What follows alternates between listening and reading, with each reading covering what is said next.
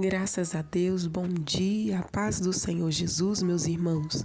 Sejam todos muito bem-vindos ao meu canal. Eu sou Daiana Nascimento e é sempre uma alegria podermos estar aqui para assim juntos buscarmos a face do nosso Deus. Hoje é sábado, 15 de novembro de 2025, feriado nacional, né? Feriado aí da proclamação da República. Que Deus abençoe a vida de cada um dos irmãos neste sábado, que seja feliz para todos. Eu sou Daiana Nascimento e é sempre uma alegria podermos estar aqui juntos no nosso devocional diário. Estamos aqui meditando diariamente na palavra e também fazendo orações ao nosso Deus. Não deixe de buscar a face do Senhor, não deixe de ler a Bíblia, leia a Bíblia, pois ela é a boca de Deus falando a nós seres humanos, né? E na oração nós falamos com Deus e quando meditamos na sua palavra, Ele fala conosco. Então, vamos sempre ler a Bíblia, meditar nela e também orar ao nosso Deus e manter a nossa comunhão com o nosso Pai do céu. Você tem a oportunidade de poder fazer seu pedido de oração, deixando aí nos comentários registrado. Você tem também a liberdade de poder compartilhar este conteúdo, deixar a sua saudação, nos informar de onde nos acompanha. Fique à vontade, tá bom? E não esqueça de deixar o seu joinha, o seu like. Neste feriado, né, nesse dia 15, eu quero deixar aqui registrado os meus parabéns, as minhas felicitações para minha irmã caçula, a minha irmã Deise, que hoje está completando mais um ano de vida, colhendo aí mais uma flor no jardim da existência. Que Deus te abençoe, Deise, que Ele te ilumine, te fortaleça e conceda o desejo do seu coração, segundo a boa vontade dele, que é boa, perfeita e agradável. Que Deus abençoe, minha irmã. Te amo muito. Desejo tudo de bom para você, em nome de Jesus. Meus irmãos, nós estamos aqui meditando no Evangelho de Lucas, né? No Evangelho segundo escreveu Lucas. E eu convido a você a abrir a sua Bíblia para juntos nós lermos a palavra do Senhor. Hoje nós estaremos lendo o capítulo 13 e, se estiver ao seu alcance, pega a sua Bíblia e vamos ler juntos. Aproveitando também, né, que eu dei a felicitação para minha irmã, quero deixar aqui também para todos os aniversariantes desse dia e que já teve, né, do dia 1º até hoje. Parabéns a cada um dos irmãos. Eu sei que a data do nosso aniversário é uma data muito feliz. Eu sei, pelo menos eu tenho isso para mim, né? É uma data muito feliz, a data do nosso aniversário. Que Deus abençoe a todos. Parabéns, tá bom? Vamos lá? Já pegou a sua Bíblia? Já abriu aí em Lucas capítulo 13? Leiamos então a palavra de Deus. Lucas capítulo 13. Jesus conclama o povo a arrepender-se. E naquele mesmo tempo estavam presentes ali alguns que lhe falavam dos galileus, cujo sangue Pilatos misturara com os seus sacrifícios. E respondendo Jesus disse-lhes: Cuidai vós que esses galileus foram mais pecadores do que todos os galileus por terem padecido tais coisas?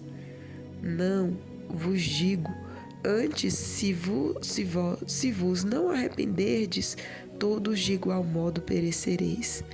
E aqueles 18 sobre os quais caiu a torre de Siloé e os matou, cuidais que foram mais culpados do que todos quantos homens habitam em Jerusalém? Não, vos digo, antes, se vos não arrependerdes, todos de igual modo perecereis. E dizia esta parábola: Um certo homem tinha uma figueira plantada na sua vinha e foi procurar nela fruto, não o achando. E disse ao vinhateiro: Eis que há 3 anos venho procurar fruto nesta figueira e não acho. Corta-a, por que ela ocupa ainda a terra inutilmente? E respondendo ele, disse-lhe: Senhor, deixa este ano até que eu a escave e a esterque, e se der fruto ficará, e se não, depois a mandarás cortar. Jesus cura uma mulher encurvada. E ensinava no sábado em uma das sinagogas. E eis que estava ali uma mulher que tinha um espírito de enfermidade. Havia já 18 anos e andava encurvada e não podia de modo algum endireitar-se.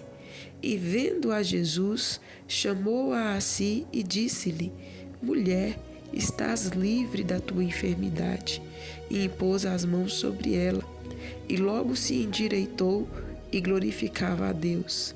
E tomando a palavra, o príncipe da sinagoga, indignado porque Jesus curava no sábado, disse à multidão: 6 dias há em que é mister trabalhar, nestes, pois, vinde para seres curados, e não no dia de sábado. Respondeu-lhes, porém, o Senhor e disse: Hipócrita, no sábado não desprende da manjedoura cada um de vós o seu boi ou jumento, e não leva a beber água? E não convinha soltar desta prisão no dia de sábado esta filha de Abraão, a qual há 18 anos Satanás mantinha presa?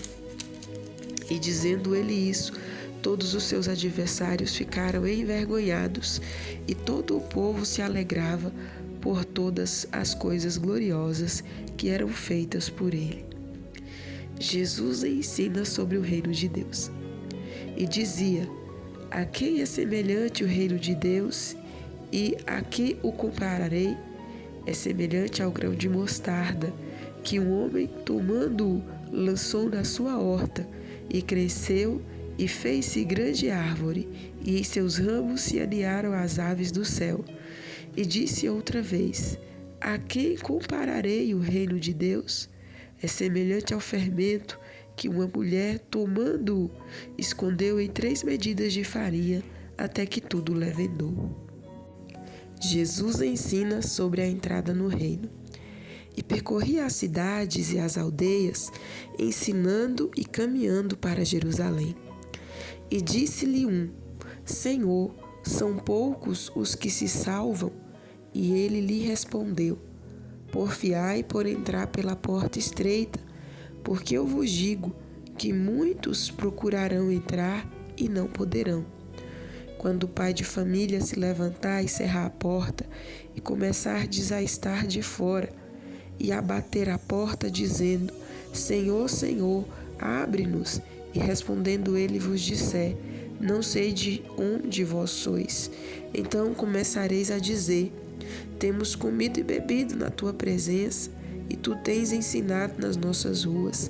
E ele vos responderá: Digo-vos que não sei de onde vós sois. Apartai-vos de mim, vós todos o que praticais a iniquidade. Ali haverá choro e ranger de dentes, quando virdes Abraão e Isaque e Jacó e todos os profetas no reino de Deus, e vós lançados fora. E virão do Oriente, do Ocidente, do Norte e do Sul, e assentar-se-ão à mesa no reino de Deus. E eis que derradeiros arques serão os primeiros, e os primeiros arques serão os derradeiros. Jesus chora por Jerusalém. Naquele mesmo dia, chegaram uns fariseus dizendo-lhe: Sai e retira-te daqui, porque Herodes quer matar-te. E lhes respondeu: Ide e dizei àquela raposa: Eis que eu expulso demônios e efetuo curas, hoje e amanhã, e no terceiro dia sou consumado. Importa, porém, caminhar hoje, amanhã e no dia seguinte, para que não suceda que morra um profeta fora de Jerusalém. Jerusalém, Jerusalém, que mata os profetas e apedreja os que te são enviados. Quantas vezes quis eu ajuntar os teus filhos, como a galinha ajunta os seus pintos debaixo das asas, e não quisestes? Eis que a vossa casa se vos deixará deserta. E em verdade vos digo que não me vereis até que venha um tempo em que digas: bendito aquele que vem em nome do Senhor. Amém, meus irmãos. Finalizamos a leitura do capítulo 13 do Evangelho segundo escreveu Lucas, do Evangelho de São Lucas, né? Esse capítulo é resumido, né? Em comparação aos outros, que são até 60 versículos. Esse aqui teve apenas 35 versículos. E nós vemos aqui que ele inicia esse capítulo falando, né? Onde Jesus aqui ele conclama o povo a se arrepender. A se arrepender. E interessante que quando ele inicia falando aqui, olha só, dos galileus, né? Que tinham sido mortos, e Pilatos misturara o sangue deles com os seus sacrifícios. Uma obra bem macabra aqui, né? Pilatos, ele tinha praticado. Eram pessoas que não tinham temor a Deus. Eram pessoas que preferiam ter pacto com o mal, né? Ter pacto com o mal em vez de ter pacto com Deus, em vez de ter uma vida reta com o Senhor. Nós não sabemos ao certo o porquê que Pilatos mandou exterminar esses galileus. Certamente por serem pessoas que tivessem se rebelado contra Roma, que era algo comum acontecer. E Roma, para mostrar o seu poder, simplesmente executava essas pessoas, né? E aqui, o que acontece? Os judeus, alguns, né, achavam que aquele fato, por eles terem se rebelado contra Roma, e o fato deles terem ali sido executado, era algo, digamos assim, era algo justo, né? Porque eles procuraram. E também tem outro fato aqui, que foi dos que estavam construindo a Torre de Siloé, e ali eles morreram, né? Caiu da torre, né? Os quais caiu a Torre de Siloé. Sobre os quais caiu a Torre de Siloé. Aqui também demonstra, mais uma vez, que os judeus eles não suportavam Roma.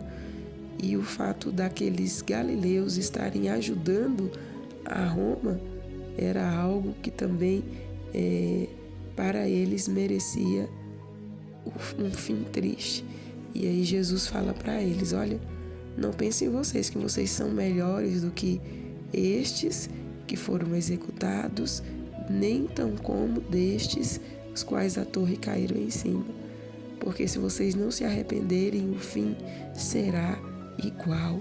Ou seja, muitas das vezes a gente fica querendo, né, julgar as pessoas. Eu sou mais justa. Eu sou melhor. Isso e aquilo. E, na verdade, nós devemos cada dia nos arrepender. Porque, meus irmãos, se não nos arrependermos, nós teremos, né, uma vida eterna de tribulação. Em vez de passarmos com Cristo, nós passaremos, como o próprio Jesus diz na sua palavra, nós passaremos com o inimigo de nossas almas, né? E nós devemos, cada dia, buscar nos arrepender e dar frutos para o nosso Deus.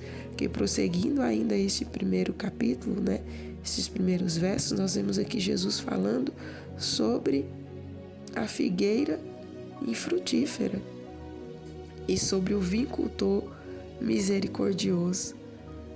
Observe só, há 3 anos o dono daquela terra procurava fruto naquela figueira e não tinha. Ele manda cortar, mas aí lá tem alguém, né, que cuidava, que pede para deixar ela por mais um tempo.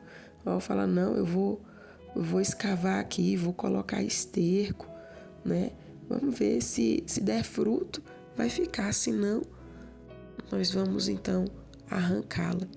E a nossa vida diante de Deus é assim, meus irmãos, se nós não dermos fruto, nós seremos arrancados. Muitas das vezes você olha assim e fala, aquela pessoa deixou de congregar, aquela pessoa abandonou a fé.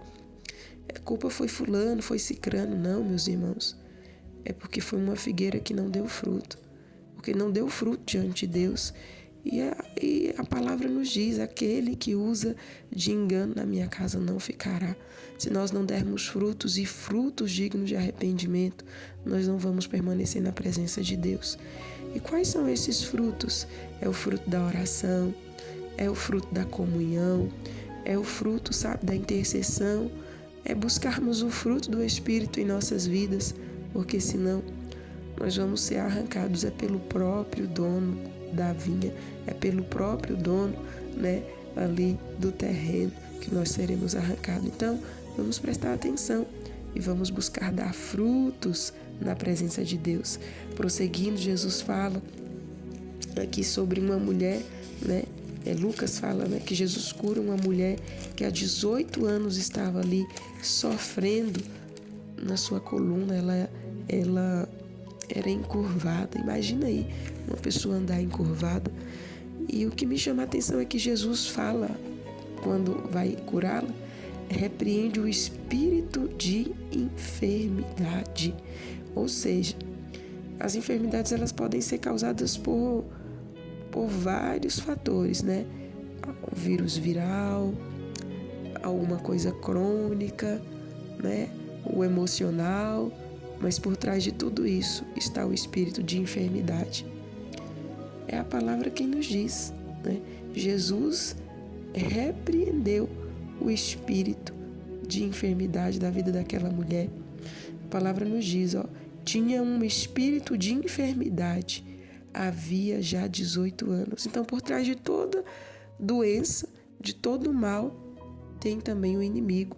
E por isso que quando nós oramos, nós temos que repreender em nome de Jesus, para que o espírito de enfermidade, para que todo mal saia em nome de Jesus. Meus irmãos, por trás de todo mal está o inimigo. Da mesma maneira que Deus, ele é a própria bondade, a fonte da bondade. O inimigo, ele é a maldade. Ainda falando sobre esse capítulo, dos versos 18 ao 21, nós vemos Jesus falando sobre o reino de Deus. E é interessante que os galileus, né, aquele povo, eles estavam esperando por um Cristo que viesse montado sobre um cavalo branco, um Cristo político, poderoso, que os viesse libertar do poder de Roma. E aí Jesus ensina sobre o reino de Deus, falando, olha só, é semelhante ao grão de mostarda, é semelhante também ao fermento que uma mulher tomando esconde em 3 medidas de farinha. O que Jesus estava aqui ensinando com isso? Jesus estava falando para eles, né, que o reino dos céus não viria de uma forma grandiosa e visível, mas de uma forma pequena, mas que iria crescer gradualmente, né? Observe a mostarda, o grão de mostarda, algo tão pequenininho, mas que quando plantado, ele vai crescer e fazer-se uma árvore, e em seus ramos as aves do céu vão se aninhar. Da mesma forma é o reino de Deus, que quando ele inicia em nossas vidas, é algo pequeno, mas que vai tomando conta do nosso ser gradualmente, e dessa maneira nós vamos repassando a mais pessoas, e assim nós vamos ver o reino de Deus crescendo dia após dia. Da mesma forma se aplica ao fermento, né? Observe, Jesus falou sobre o fermento dos fariseus no capítulo 12, mas o fermento dos fariseus é a hipocrisia, né? E aqui ele vem falando do fermento comum, o fermento que é aquele produto químico usado para o crescimento da massa, né? Ou seja, algo que coloca ali e vai crescendo a pessoa tem que esperar, né, para poder ver o crescimento, coloca e espera para ver o crescimento. Da mesma maneira, é o reino de Deus em nossas vidas. Quando é lançado, né, vai sendo lançado e o crescimento vem gradualmente para a glória de Deus. E nos penúltimos versículos aqui, do 22 ao 30, Jesus ensina sobre a entrada no reino, né? Onde ele deixa bem claro que a porta é estreita e muitos, né, procurarão entrar e não poderão. Que nos fala, meus irmãos, a respeito das renúncias que nós precisamos fazer para entrar no reino dos céus. Nós não vamos entrar no reino dos céus levando bagagem, né? Que bagagens são essas? As coisas que desagradam a Deus, né? Ressentimentos, pecados, uma vida de faz de conta. Nós não entraremos no reino dos céus. Mas para passar por essa porta estreita é necessário nos santificarmos a cada dia e buscarmos viver uma vida de comunhão com Cristo e com o seu corpo, né? Que é a sua igreja, e com todos. E Jesus ainda nos diz aqui a respeito daqueles que baterão na porta e o Senhor irá falar: eu não vos conheço, apartai-vos de mim. Aqui, meus irmãos, é interessante que essas pessoas elas vão se justificar, né? Temos comido e bebido na sua presença e tu tens ensinado nas nossas ruas. Mas ele vai responder: não sei de onde vós sois, apartai-vos de mim, vós todos o que praticais a iniquidade. Fazer a obra de Deus não nos garante que entraremos no reino de Deus. Mas também o não fazer nos deixa distante do reino. E o que é crucial aqui nessa passagem? É a maneira que se faz. Estes aqui, né, em Mateus nós vamos ver o Senhor falando que muitos vão falar: no teu nome nós pregamos, expulsamos demônios, falamos em línguas, né? E o Senhor vai falar: não vos conheço, apartai-vos de mim. É porque, meus irmãos, nós precisamos a cada dia nos arrepender de verdade. Nós não podemos ter pecados de estimação em nossa vida. Como tem sido a nossa vida no oculto, como tem sido o nosso secreto. O nosso secreto quem conhece é só nós e Deus. Ah, meus irmãos, e naquele dia muitos serão envergonhados, porque publicamente são pessoas que parecem pessoas tão abençoadas, pessoas de exemplo, pessoas que arrastam multidões, mas que no seu secreto, no seu oculto, levam uma vida de corrupção diante de Deus. Uma vida sem arrependimento, uma vida sem conserto. E é por causa disso que naquele dia muitos vão ouvir: apartai-vos de mim, porque não vos conheço. Mas hoje ainda é tempo de nos arrepender e de sermos sinceros em tudo, de sermos sinceros diante de Deus, diante de todos. Porque Ele nos conhece, irmãos. Ele nos sonda. Ele sabe quem realmente nós somos. Não queiramos ser, uma coisa na frente de todos e no oculto outra, não. Porque Ele vê, Ele sabe. E Ele há de trazer a juízo. Fiquemos nesse alerta. Se o Senhor hoje nos repreende, é porque Ele nos ama e quer ver o nosso conserto na presença dele. E finalizando, do verso 31 ao 35, Jesus ele chora por Jerusalém. Jerusalém, que era a capital religiosa, né, e política daquele tempo, a maior cidade. E é interessante que Jesus já sabia o que iria acontecer, mas nem por isso ele deixou de fazer a obra e caminhar para Jerusalém. E aonde ele diz aqui no último verso, no penúltimo, né? Jerusalém, Jerusalém, que mata os profetas e apedreja os que te são enviados. Quantas vezes quis eu ajuntar os teus filhos como a galinha junta os seus pintos debaixo das asas, e não quisestes.